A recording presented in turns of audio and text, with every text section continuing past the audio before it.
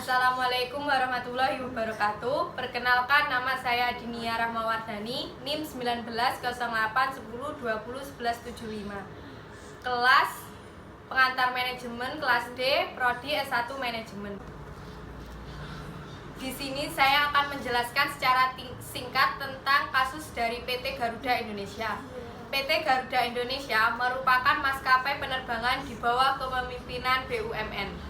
Pada bulan November 2019, PT Garuda Indonesia telah melakukan sebuah skandal, yaitu Direktur Utama dari PT Garuda Indonesia melakukan penyelundupan, yaitu barang mewah, sepeda motor Harley Davidson dan Brompton di pesawat Airbus A330-900 Neo. Setelah munculnya kasus ini, ternyata banyak pelanggaran yang dilakukan oleh Direktur Utama PT Garuda Indonesia, yaitu I Gusti Ngurah Aksara Danadiputra, yaitu pelanggarannya adalah melakukan penyelewengan keuangan sebesar 2,45 triliun. Selain itu juga beliau melakukan jam operasional para pegawai pesawat, yaitu melebihi 18 jam di penerbangan. Dan hal tersebut sangat membahayakan para penumpang maupun pilot dan pramugarinya.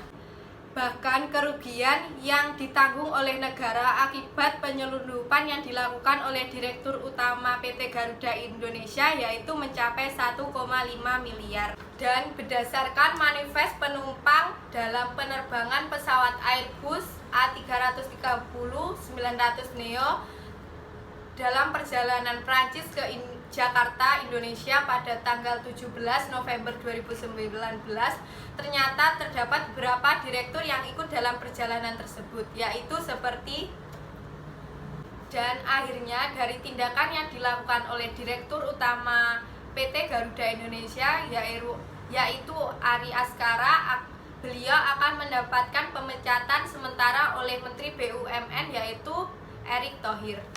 Dan akhirnya BUMN menyepakati akan melakukan pemberhentian secara sementara kepada para direksi yang ikut dalam melakukan baik secara langsung maupun tidak langsung dalam penerbangan Airbus A330-900 Neo pada tanggal 17 November 2019. Dan penyelundupan komponen sepeda motor dan barang mewah ini merupakan titik terendah dari kepemimpinan BUMN menurut Gary Sujatman. Sementara itu, menurut staf khusus Menteri BUMN Arya Sinulinga mengatakan bahwa pencopotan Ari Askara merupakan momentum agar Garuda Indonesia bisa menjadi lebih baik. Di sini saya akan menjelaskan keterkaitan kasus dari Garuda Indonesia dengan pengantar manajemen. Penyebab dari kasus penyelundupan yang dilakukan oleh Direktur Utama PT Garuda Indonesia. Menurut saya, penyebab yang pertama adalah komunikasi. Kenapa sih komunikasi sangat penting? Di sini saya akan menjelaskan terlebih dahulu komunikasi. Komunikasi adalah alat untuk mengarahkan, memotivasi, dan evaluasi di dalam suatu perusahaan. Dan dalam kasus penyelundupan yang dilakukan oleh Direktur Utama PT Garuda Indonesia, menurut saya komunikasinya tidak berjalan dengan baik. Seharusnya pemimpin itu mengayomi para bawahannya ataupun staf dengan menunjukkan perilaku yang baik, bukan malah melakukan penyelundupan seperti yang dilakukannya. Lalu yang kedua, penyebab dari penyelundupan tersebut menurut saya yaitu kurangnya pengawasan dan pengendalian. Apalagi perusahaan Garuda ini merupakan perusahaan di bawah BUMN, dan otomatis perusahaan ini merupakan tanggung jawab dari negara. Apalagi penyelundupan ini untuk menghindari bea cukai, dan hal tersebut dapat merugikan negara. Dan hal yang lebih memalukan lagi, yang melakukan penyelundupan tersebut merupakan direktur utama dari PT Garuda Indonesia itu sendiri. Penyelundupan ini berdampak pada lingkungan eksternal dan internal. Lingkungan eksternal sendiri merupakan kekuatan luar yang potensial yang mempengaruhi organisasi. Dampak eksternal yang pertama yaitu mencoret nama baik dari maskapai tersebut di mata masyarakat. Lalu dampak yang kedua yaitu masyarakat akan memandang jelek terhadap perusahaan Garuda Indonesia sebab pemimpinnya telah melakukan penyelundupan. Lalu dampak dari lingkungan internal. Lingkungan internal merupakan kekuatan-kekuatan yang ada di dalam organisasi ataupun perusahaan dan dapat dikontrol oleh manajer. Dalam kasus tersebut yaitu terdapat pelanggaran jam kerja yang melebihi 18 jam dan hal tersebut sangat mengganggu para pegawainya seperti pramugari dan pilot. Dan analisis saya, konflik tersebut merupakan konflik antar kelompok. Kenapa demikian? Karena direktur utama memiliki kepentingan yang berbeda dengan kelompok atau perusahaan. Dia hanya mementingkan kepentingan diri sendiri dan hal tersebut dapat merugikan perusahaan. Kasus-kasus yang terjadi pada PT Garuda Indonesia akhir-akhir ini terkuak tidak hanya menurunkan citra dari PT Garuda, melainkan juga pada di sebuah BUMN.